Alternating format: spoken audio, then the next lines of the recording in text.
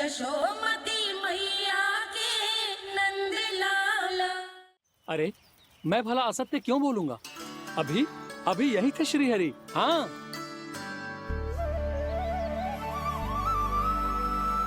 हाँ, जैसे श्री हरि को तो कोई कार्य है ही ना। वो तो आतुर होके बैठे रहते हैं, कब तुम हरि हरि बुलाओ और वो दौड़े चले आए। भगवान तो भक्तों के पास आने के लिए सदैव आतुर रहते हैं। बल्कि सत्य तो यह है कि भक्तों के मन में ही निवास करते हैं भगवान। भगवान तो भक्त के पास आने के लिए सदैव ही आतुर रहते हैं शंकरी मौसी। बल्कि सच्ची बात तो ये है कि भगवान हमारे मन में ही निवास करते हैं। कम से कम तू तो इसे बढ़ावा मत दे जशोदा। जब देखो जब हरि नाम की रट लगाए रहते है। हरि बोलते बोलते ऐसो बावलो होता है कि सारा कार्य भूल जाता है। 2 दिन से अपनी मटकी के लिए चक्कर काट रही हूँ। अभी तो एक चक्कर और लगाना होगा आपको। आपकी मटकी तैयार हो गई है, अभी लाता हूँ।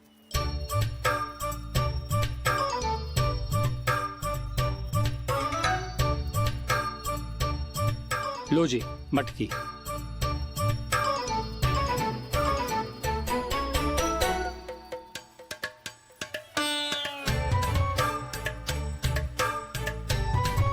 इस कच्चे मटके का क्या करूं मैं?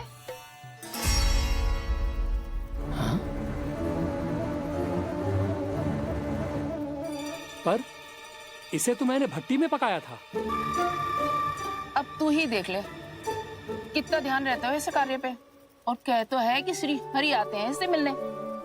हाँ आते हैं और आगे भी आएंगे हमारे श्रीहरि हमसे मिलने। और आके मोक्ष देंगे, है ना? मांगूंगा तो मोक्ष भी दे देंगे, मांगूंगा तो मोक्ष भी दे देंगे, मांगूंगा तो मोक्ष भी दे देंगे। अभी तो ये बता कि तू मुझे मेरी मटकी कब देगो? और मेरी मांग कब पूरी करोगे भोला राम जी? मेरो घड़ा मेरे दिए तो तैयार है ना, कल एकादशी की पूजा और व्रत के लिए। एकादशी का व्रत? हाँ, एकादशी का व्रत।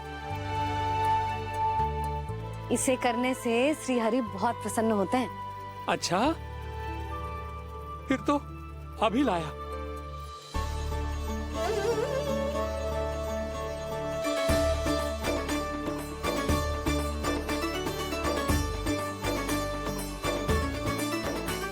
लो जी आपके दिए।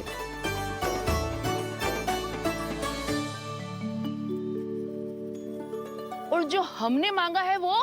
बाकी सब शेष द्वादशी के दिन मिलेगा, क्योंकि कल मैं भी एकादशी का व्रत रखूंगा, क्योंकि कल मैं भी एकादशी का व्रत रखूंगा, क्योंकि कल मैं भी एकादशी का व्रत रखूंगा।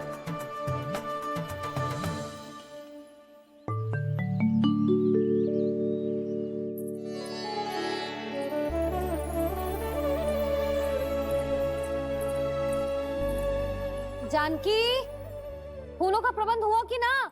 हाँ भाभी, जे रहे। सदैव विलंब कराती है। पर भाभी इस बार तो फूल समय से ही लाई थी। क्या हुआ जशोदा? अभी तो पूजा की तैयारी ना हुई? देखो ना मौसी, ये जानकी ना कुछ छूट ही जाता है इसके कारण। एकादशी की पूजा और व्रत आते ही जसोदा भाभी इतनी वग्र हो जाती है। ऐसो क्या होगा इस पूजा में?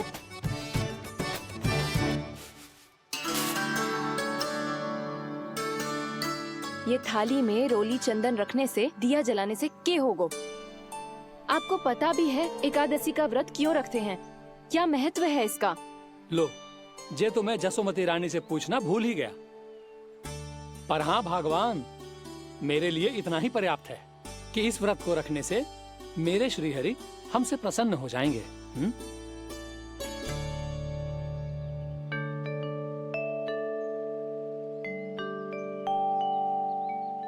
नारायण ही जाने ऐसे कैसे पूजा करते हैं जे श्री हरि की एक मूर्ति तक ना है इनके पास।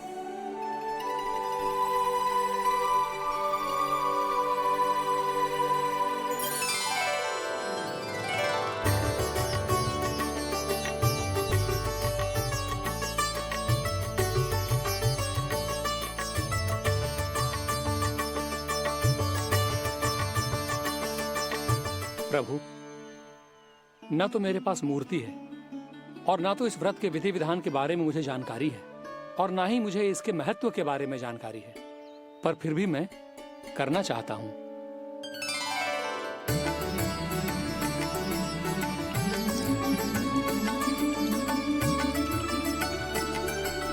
इसीलिए मैं दृढ़ संकल्प लेता हूं, पूरी निष्ठा के साथ, श्रद्धा के साथ और पूरी आस्था के साथ मैं इस व्रत को संपन्न करूंगा।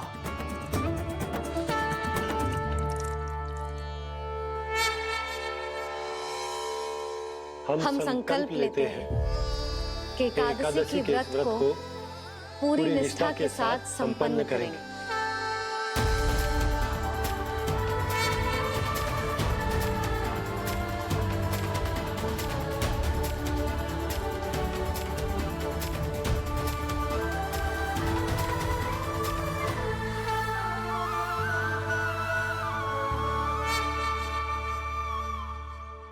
तुलसी जी के पत्ते तो हैं ही ना।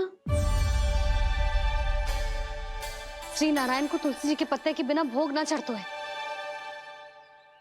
जानकी, तुलसी के पत्ते कहाँ हैं? भाभी, मैं तो कब से यही पूछना चाह रही थी कि तुलसी के पत्ते लाऊं क्या, पर आप तो व्यस्त थी ना। तुझे कितनी बार समझाओ है ना, यदि तेरे कछु करने से किसी और की कोई हानि ना हो रही हो या किसी के अच्छे कार्य में सहायता हो रही हो तो मुझसे आज्ञा लेने की आवश्यकता ना है। समझ गई भाभी, आगे से जाना उनको। ले अभी लेकर आती हूँ।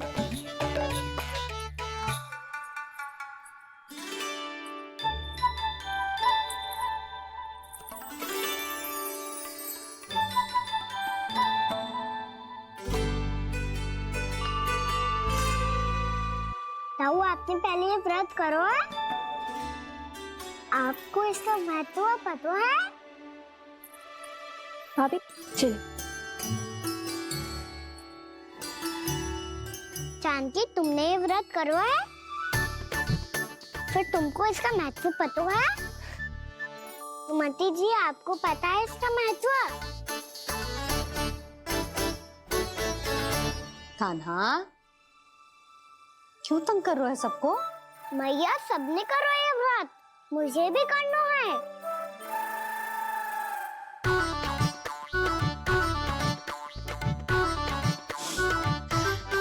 ये व्रत केवल बड़ों के लिए होती है लल्ला। जब आप ये व्रत कर सकती हो, बाबा कर सकते हैं, ये सारी गोपियां कर सकते हैं, वो भी कर सकते हैं, तो मैं क्यों ना कर सकता? क्योंकि तू कल तक भूखा ना रह पाएगा लल्ला। जब भक्त रह सकते हैं, फिर मैं क्यों नहीं रह सकता? मेरा अर्थ है कि नारायण के भक्त मैया। मैया, मान जाओ ना, मुझे करने दो ना ये व्रत। अपनी लल्ला पे आप विश्वास ना है आपको? विश्वास है। अच्छा ठीक है, तू भी कर ले।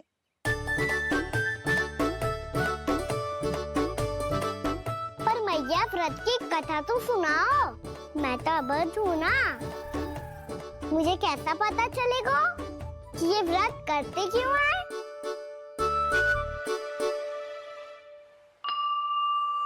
प्रभु, मुझ अबोध को कैसे पता चलेगा कि इस व्रत का क्या विधि विधान होता है और क्यों रखा जाता है और इसका महत्व क्या होता है? मुझे तो आप ही बता सकते हैं प्रभु। जब व्रत कर रहे हैं तब उसका महत्व भी पता होना चाहिए ना। बताओ ना मैया, क्यों रखते एकादशी का व्रत? इसके लिए तो तुझे एकादशी की कथा सुननी होगी। सुनेगो ना?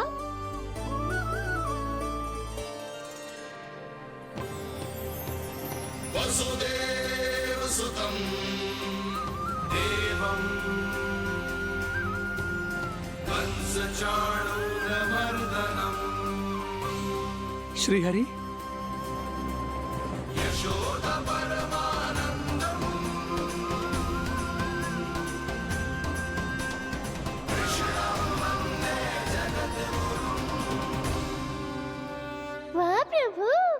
अपने भक्तों को एकादशी व्रत का महत्व समझाने का अच्छा उपाय खोज निकाला है आपने।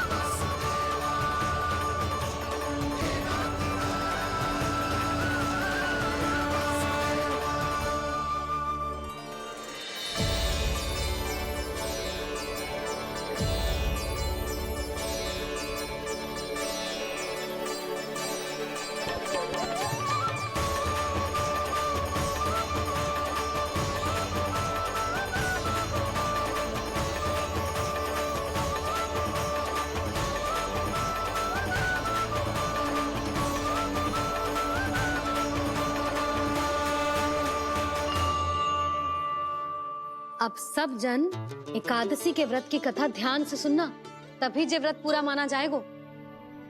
समझो लल्ला।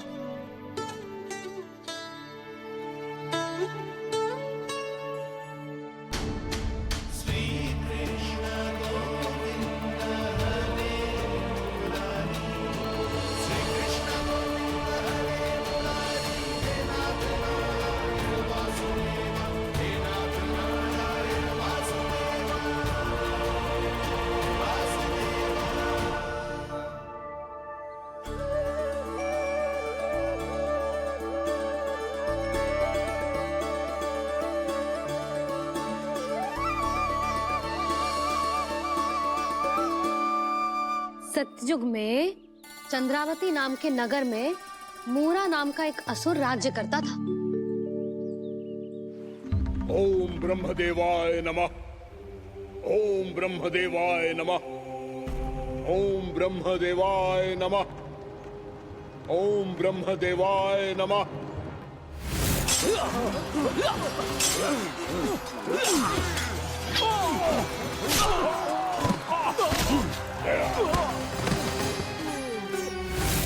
ओम ब्रह्मदेवाय नमः। ओम ब्रह्मदेवाय नमः। जब उसने देवताओं के हाथों असुरों की पराजय देखी, तब वो वरदान पाने के उद्देश्य से ब्रह्मा जी की तपस्या करने चला गया।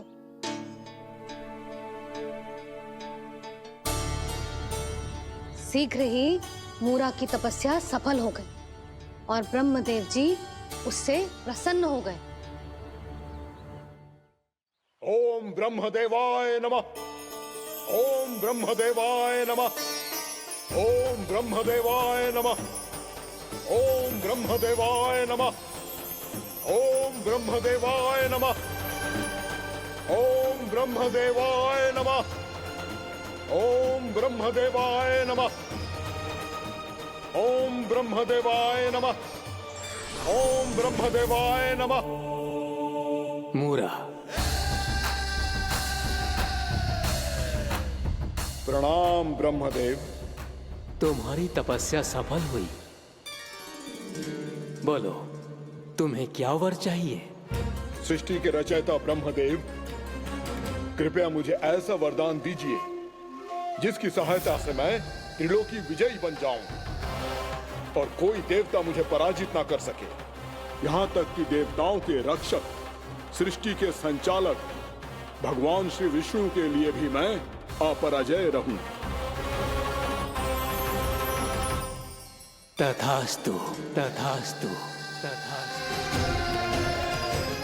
प्रणाम ब्रह्मदेव।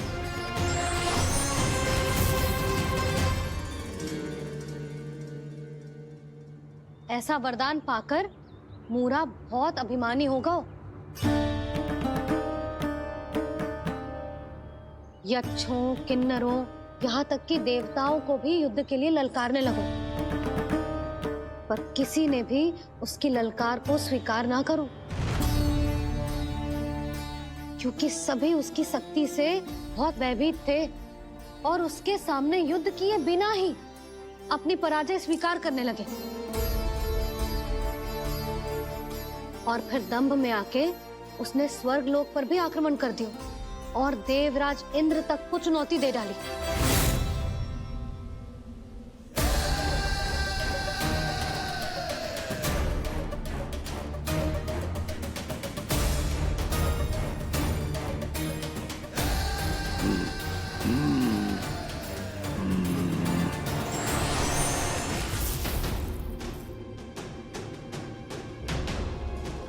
मैं प्रतीक्षा कर रहा हूं देवराज, क्या उत्तर है तुम्हारा? मुझसे युद्ध करोगे या फिर बिना लड़े ही पराजय स्वीकार कर मेरे अधीन हो जाओगे और सौंप दोगे मुझे अपना ये स्वर्ग लोक? सारी शक्ति तुम्हारे मुख में है या कुछ बाहुबल भी है तुम्हारे पास? मैं तुम्हारी चुनौती स्वीकार करता हूं मूरा, मैं तुम्हारी चुनौती स्वीकार करता हूं मूरा।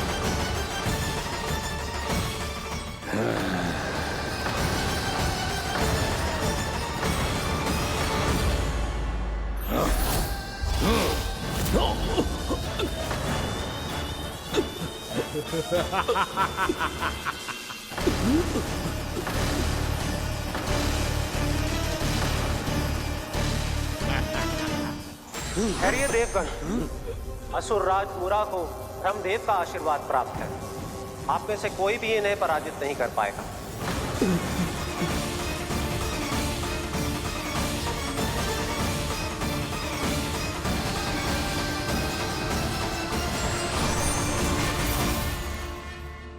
एक अवसर और देता हूं देवराज, युद्ध या अधीनता, क्या उत्तर है तुम्हारा देवराज?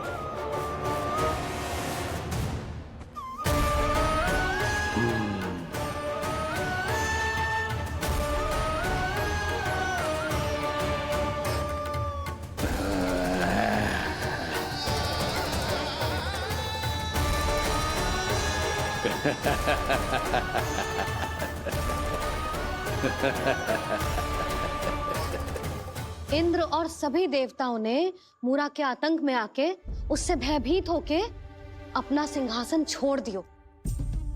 अब मूरा स्वर्ग का अधिपति बन गयो और शीघ्र ही उसने अन्य सभी असुरों को स्वर्ग में निवास करने के लिए आमंत्रित कर दियो। और इस प्रकार से वो धीरे धीरे तीनों लोकों का सम्राट बन गयो। उसे किसी ने रोका नहीं मैया। ना लल्ला, इतना साहस किसी में था ही ना। और फिर ये निश्चित करने के लिए कि भविष्य में किसी और असुर की मृत्यु ना हो, वो यमराज पे भी विजय प्राप्त करने के लिए यमलोक की ओर प्रस्थान कर दियो।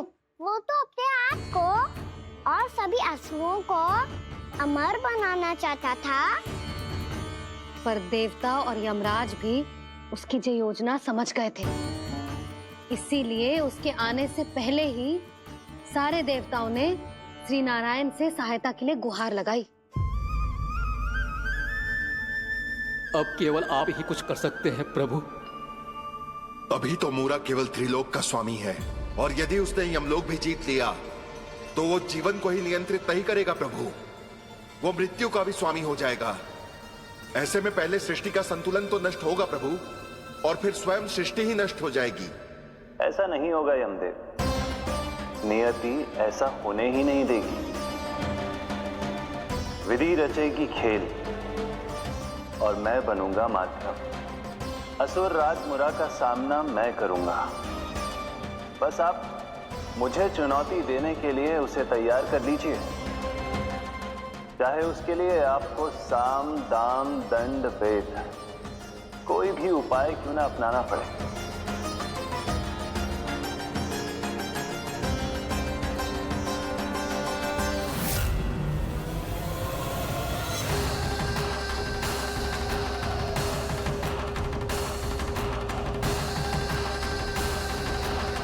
आप तो मेरी प्रतीक्षा में पहले से ही खड़े हैं यमदेव। तब तो आपने मेरी चुनौती के बारे में भी सुना ही होगा। कहिए, क्या उत्तर है आपका? मेरा स्वागत करके अपना राज्य त्यागेंगे या मेरा सामना करके अपने प्राण? असुर राज मुरा का सामना मैं करूंगा।